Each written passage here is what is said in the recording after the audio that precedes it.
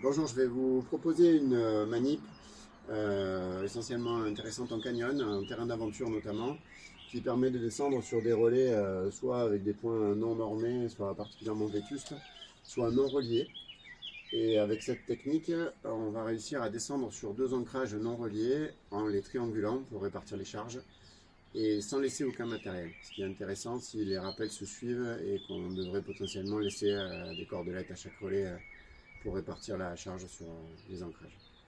Autre intérêt de cette technique, elle va nous permettre, contrairement à pas mal de techniques, de laisser la triangulation et donc la répartition des charges sur le relais aussi pour le dernier équipier qui va démonter la manip et qui la démontera une fois en bas de la cascade sans démonter le système. Et deuxième gros avantage, il permettra, dans le cas d'un canyon avec des ancrages manquants ou vraiment abîmés, de descendre avec deux ancrages très distants l'un de l'autre, par exemple une tête de main courante ou un arbre très éloigné et un ancrage isolé, tout en les triangulant et en récupérant toute cette longue quantité de cordes qu'on n'a pas envie d'abandonner. Enfin, troisième et dernier avantage, la technique va permettre d'installer un guidé, donc sur des ancrages qui nécessitent une répartition, et ça aussi de manière assez rare, de laisser la triangulation pour le guider et pour la corde de descente en rappel aussi pour le dernier équipier et toujours de la même manière de récupérer tout le matériel. En premier lieu, quant à la qualité du relais, il ne s'agit pas de descendre en rappel sur un relais qui ne sera pas solide. Le fait de le trianguler ou de répartir ne suffira pas forcément à le rendre suffisamment solide. Il est donc nécessaire que les points soient suffisamment bons. Il est important que la corde puisse coulisser dans chacun des ancrages. C'est-à-dire que par exemple ici, c'est bon, elle est coulisse, enfin c'est pour après, pour qu'on puisse la rappeler. Par exemple dans ce piton, la corde n'aurait pas coulissé. Donc on a choisi d'abandonner un maillon rapide ou un mousqueton. On aurait pu choisir de supprimer cette cordelette qui est souvent dans un piteux état. Ce piton par exemple, qui est un universel, permet que la corde coulisse dedans. Mais ce n'est pas le cas de tous les pitons et il faut le vérifier. C'est là que la manœuvre commence. On va récupérer entre les deux ancrages, on verra plus tard que ça pourrait être 3 ancrages, une boucle de mou d'à peu près 1 mètre. On va ensuite confectionner à cet endroit, et en ayant bien réglé la triangulation, il faut penser à la direction de cette triangulation, c'est-à-dire soit on va descendre tout droit, soit si c'est un guidé, on peut lui donner un peu d'angle pour bien répartir sur les ancrages. Dans notre cas, ça va être un guidé. Donc ensuite, on va ici confectionner un nœud de fidèle stick, pour ceux qui connaissent. Vous regarderez, c'est un nœud qui nécessite d'être fait dans le bon sens. Il marche dans les deux, mais il est beaucoup plus facile à récupérer en étant confectionné dans le bon sens. Donc on va faire une boucle comme ça, qu'on va venir coiffer avec une autre boucle là-dedans. Donc c'est, pour certains connaissent ce nœud, sous l'appellation de nœud magique. Donc c'est un nœud qui est coulissant, et c'est ce dont on va profiter. C'est intéressant de faire le nœud le plus proche possible du relais pour avoir un relais confortable. Sur ce nœud, on va avoir une boucle qui dépasse et qui nous embête. On peut la mettre ici pour la ranger et aussi pour sécuriser la manip. C'est évidemment pas fini. À partir de là, on va confectionner à l'intérieur du nœud de fiddle stick un nœud de Dufour. On va passer une première corde, venir bien serrer le nœud et continuer le Dufour avec les deux autres cordes. On va en faire 5, comme préconisé pour le Dufour.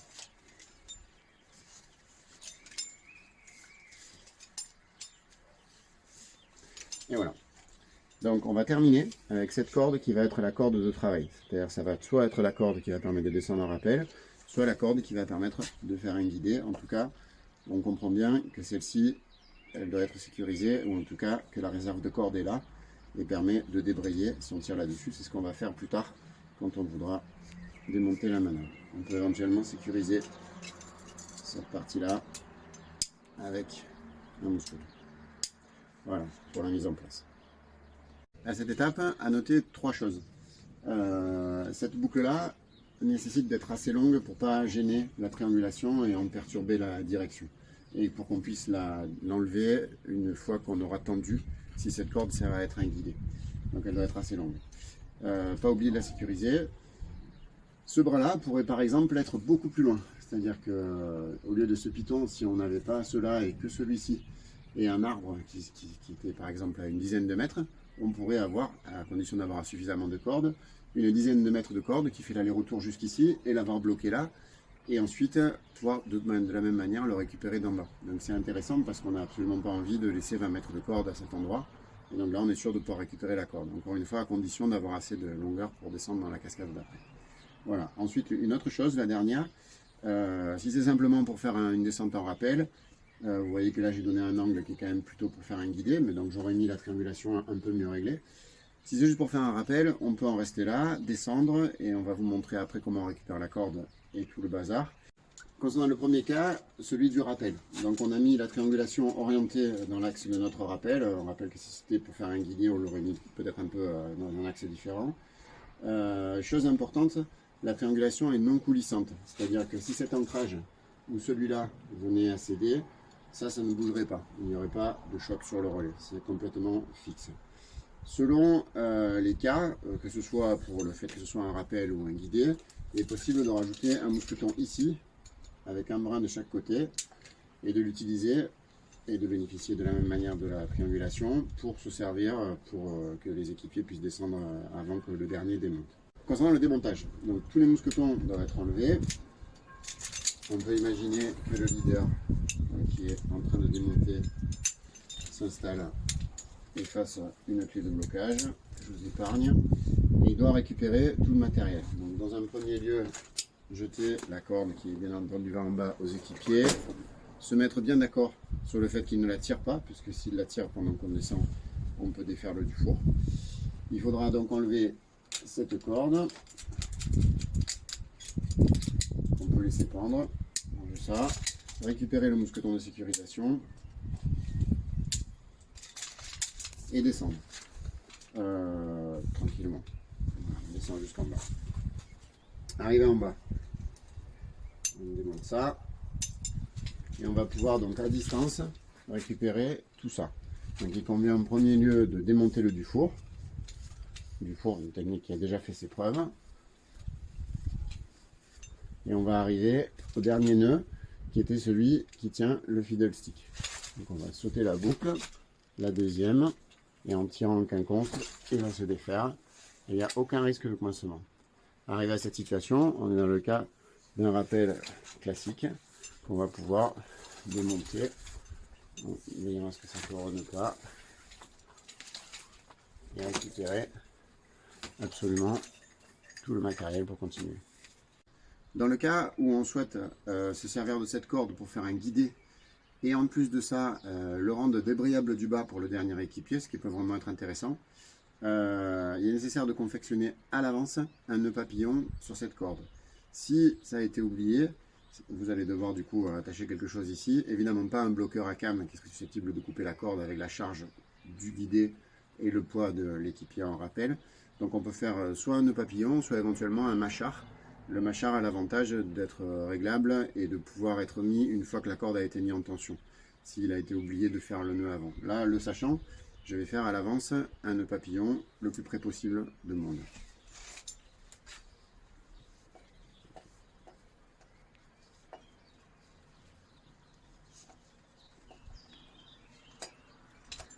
Voilà. On pourrait être tenté, comme c'est parfois enseigné, de remplacer ce nœud de papillon ou un mâchard par un bloqueur à cam. Cette manœuvre est fortement déconseillée par le fabricant parce qu'on va se retrouver à la fois avec les équipiers et la tension du guidé sur un bloqueur qui est susceptible de couper la corde à 400 kg, ce qui est peu pour nous. Donc pas sur un basique. Donc dans le deuxième cas, on a décidé de faire un rappel guidé qui sera récupérable du bas et débrayable du bas. Donc la corde qui a été décidée va aller jusqu'à l'amarrage, qui est donc en bas de la cascade. Pour rappel, le gris-gris a été normé par Pelt pour tendre des rappels guidés et des tyroliennes.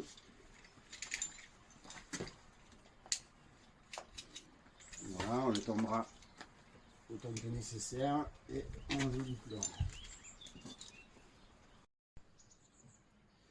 Donc, pour le dernier équipier, il va s'agir de préparer le démontage du relais. Donc, en déjà défaisant ce nœud de sécurisation, Celui-là aussi, peut-être qu'on peut jeter avant le sac, qui peut être récupéré par les équipiers. Hop. Voilà, il faudra veiller pendant la descente à ce que cette corde ne s'en mêle pas, parce qu'on serait susceptible de défaire le nœud du four pendant la descente. Là, on va enlever ce mousqueton de sécurisation. Et voilà. Bon, il faut savoir quand même que le dufour est très difficile à débrayer par inadvertance quand quelqu'un est pendu dessus. Malgré tout, c'est possible. Si quelqu'un venait à tirer là-dessus en quinconce pendant la descente, ce serait dangereux.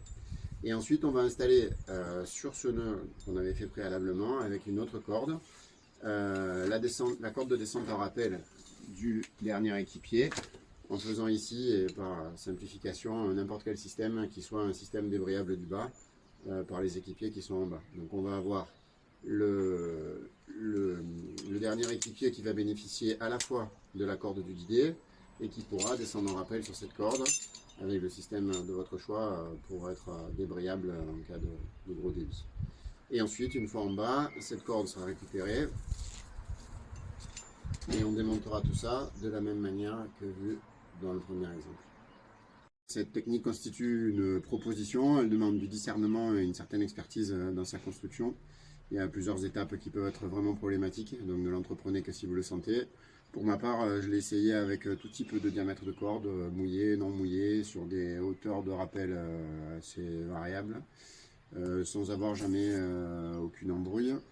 Il y a un développement intéressant qui permet de trianguler sur plusieurs points, jusqu'à 4 ou 5 points, et de la même manière d'arriver à les récupérer. Dans tous les cas, que ce ne soit pas un encouragement à descendre sur des relais trop vétustes ou pas assez solides, d'autant plus en rappel d'idées qui les sollicite assez fort. Donc privilégiez toujours le fait de rajouter éventuellement un ancrage et d'avoir une possibilité d'aller dans les canyons équipés correctement que plutôt d'aller dans les terrains d'aventure où les relais sont trop mauvais.